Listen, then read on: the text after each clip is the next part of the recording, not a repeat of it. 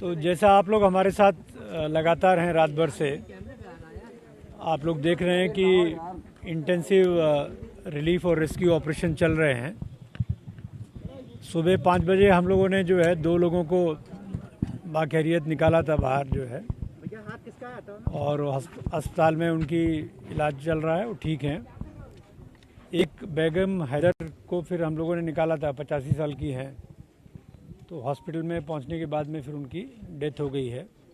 उनके अंदर crush injuries थी, क्योंकि जब बिल्डिंग गिरी है तो अंदर उनके ऊपर एक भारी वस्तु गिरी है, जिसकी वजह से उनको चोट आई थी जो है। इसके अलावा जो अभी यहाँ पर वर्तमान में स्थिति है, तो एक जो ट्रैप्ड हमारी लेडी है, तो उसका हमारा संपर्क हुआ है, बातचीत हुई है, परिजनों की भी बातचीत हुई है। तो उसको हम लोग कोशिश कर रहे हैं कि उसको हम लोग पहले निकाल लें, लेकिन ये थोड़ा सा मुश्किल काम होता है। आप जानते हैं कि पता नहीं चलता नीचे कितनी लेयर हैं, कि जैसे रात में जब हमने निकाला था तो 5 लेयर पार करने के बाद में तब निकाला था ये।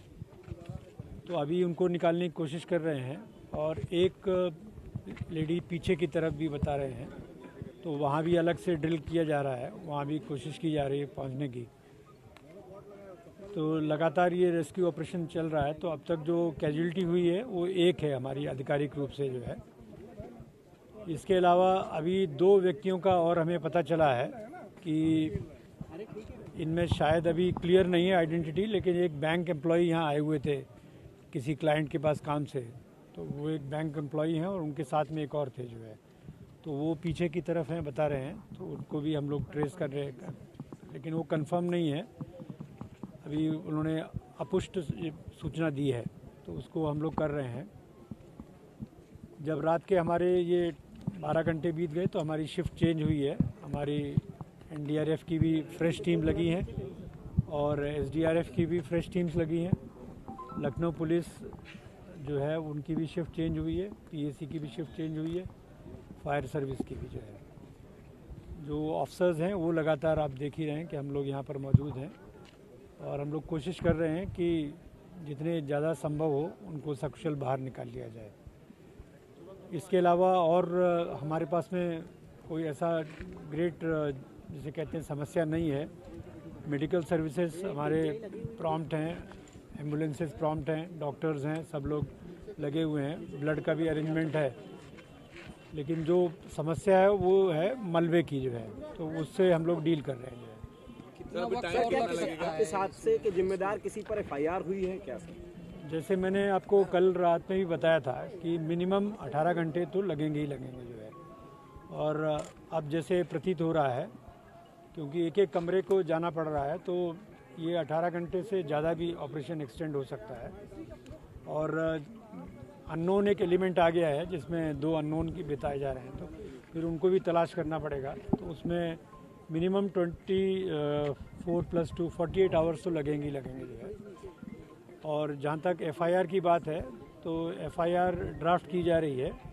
जैसे ही पंजीकृत होती है हमारे प्रोसिक्यूशन से वेट होके, तो पंजीकृत हो जाएगी तो हम आप लोगों को अवगत कराएंगे। मुख्यमंत्री ने जांच कमेटी गठित की है। रोशन जैकब हैं और पीयूष मोरडिया साहब हैं, और एक हमारे पीडब्ल्यूडी के जो है वो इंजीनियर हैं।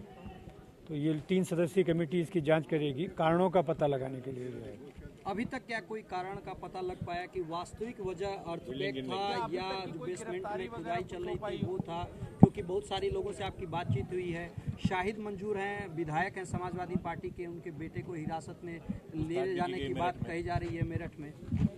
पुलिस इन्वेस्टिगेटर्स के लिए ये बहुत मुश्किल होता है इस समय कमेंट करना कि बिल्डिंग कैसे गिरी है, क्योंकि ये एक एक्सपर्ट फील्ड है जिसमें एक्सपर्ट्स राय देते हैं।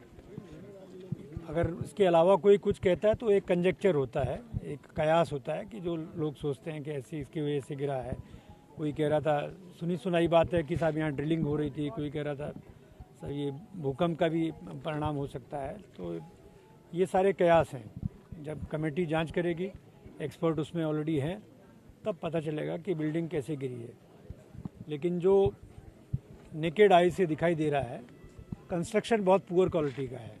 तो ये गिरने का कारण ये ज़रूर हो सकता है कि पुअर कंस्ट्रक्शन जो है, और जो अब हम लोगों को समझ में आ रहा है कि पहले इन्होंने जो है 2 फ्लोर शायद अनुमति ली थी और दो फ्लोर बनाए थे, अनुमति इनको नहीं मिली थी। जो है 2009 में ये बिल्डिंग बनना शुरू हुई है और उसके बाद में एलडीए ने इसको परमिशन नहीं दी थी और वो आज भी वही स्टेटस है, इसकी परमिशन नहीं है। तो उसके बाद फिर इन्होंने 1 फ्लोर और ऐड किया और फिर 1 फ्लोर और ऐड किया जो है, तो लोड बियरिंग फैक्टर जो है ज़रूर यहाँ पर जो है टॉपसी टर्वी हो गया है, तो वो भी एक कारण हो सकता है। वो इन्वेस्टिगेशन में पता चलेगा, कमेटी जांच करेगी उसकी जो है। अब तक कोई गिरफ्तारी, हिरासत में लिया जाना, जो खबरें आ रही हैं उसके मुताबिक?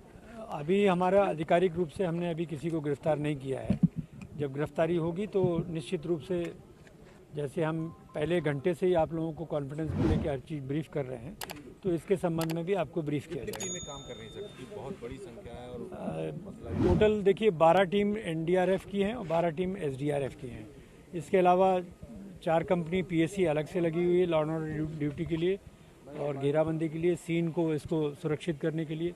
मशीन्स की इसकी कोई कमी नहीं है किसी प्रकार की। दिया जा रहा है सर अंदर जहाँ भी लोकेट हो रहा है। जब भी हम कोशिश करते हैं, ब्रेक थ्रू करते हैं, तो ऑक्सीजन अंदर डालते जरूर हैं। Thank you sir.